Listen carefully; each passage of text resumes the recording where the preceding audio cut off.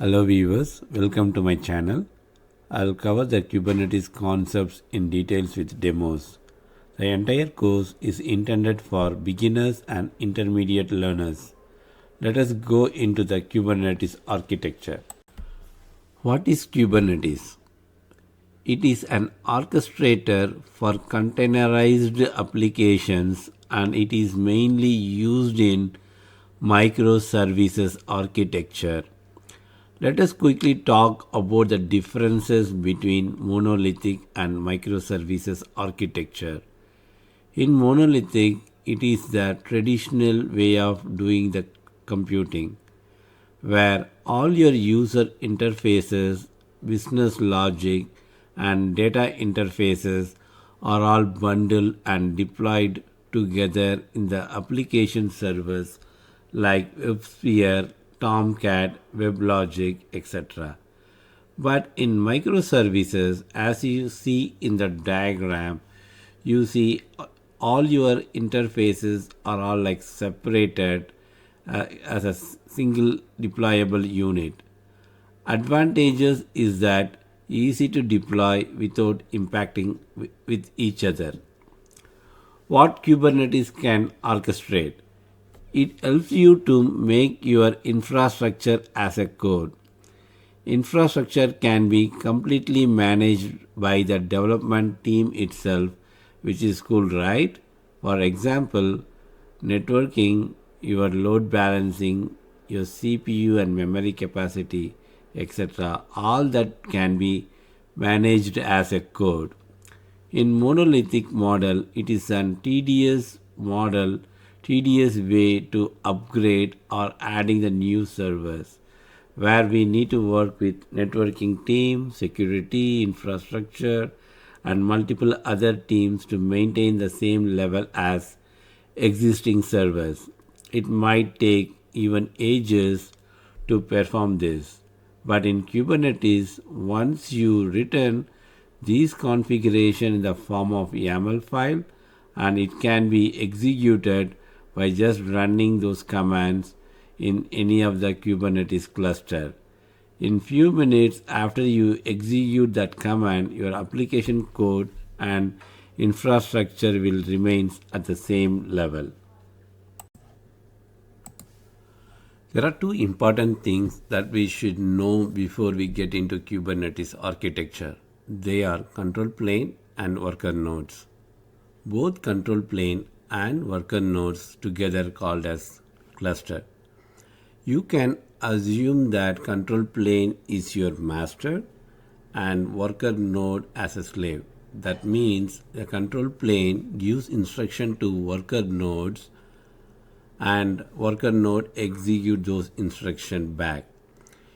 A control plane can be a single node or it can be two or more.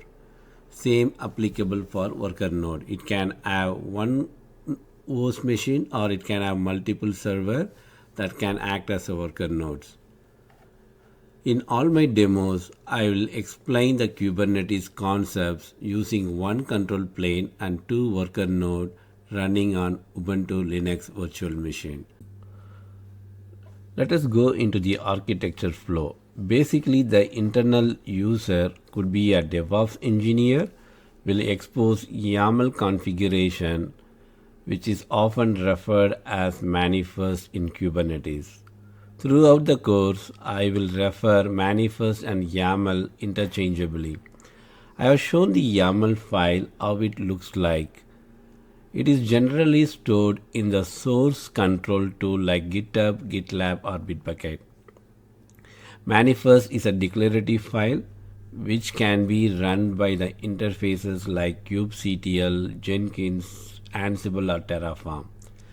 As soon as you execute, which means you are exposing your YAML file into an API server through REST API.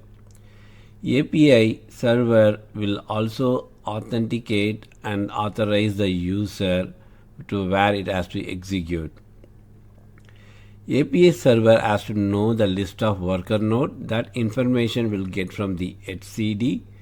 Its etcd provides the list of the worker node.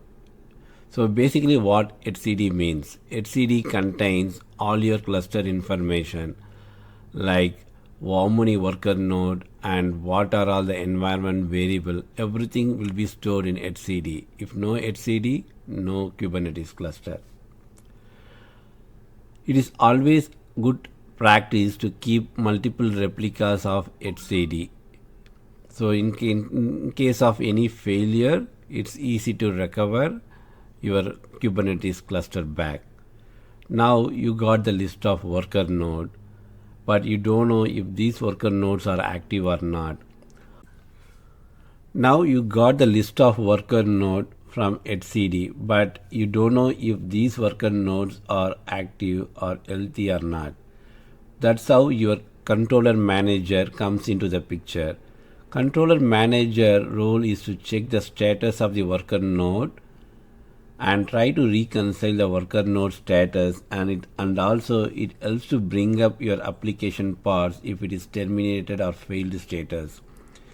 Basically, the controller manager responsibility is to do a self-healing mechanism for your nodes and your application residing within the nodes. The status of your application and worker nodes goes back to controller manager in the form of events. It is heavily used during troubleshooting as part of your DevOps work. Now, scheduler has the list of active nodes. Its job is to assign the job to run in the healthy nodes in the cluster nodes. Now let's move on to the worker node. In the worker node, Kubernetes architecture is runs as a agent-based model. When I say agent, kubelet is going to be an agent that is running on each worker node.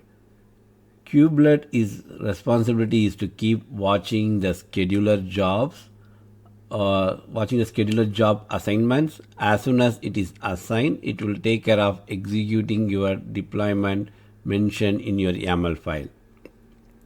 In the early days of Kubernetes, it is completely dependent on Docker runtime engine, as that is the only one runtime engine that comes as part of the Kubernetes installation. Later, Kubernetes doesn't like to create heavy dependency with Docker, so they propose something called Container D, which is a Kubernetes runtime interface, which can work with other container runtime interfaces like Rancher and Docker. It helps you to download images from container registry and deploy them as application part within the Kubernetes cluster. If you look at the YAML file, your image is Tomcat. The Tomcat will be stored in the Docker registry. This will be downloaded into the Kubernetes cluster using the container runtime. If your application has dependency with other parts which needs to talk each other within the cluster, then kubeproxy does that for you. It is also used when external users accessing by hitting the URL in the browser. It helps to transfer communication to respective services defined in the service.yaml, which I will explain in my other video.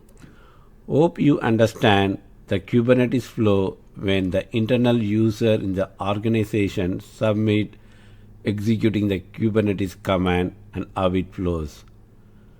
Please go through each block to understand. Even if you don't understand, don't worry.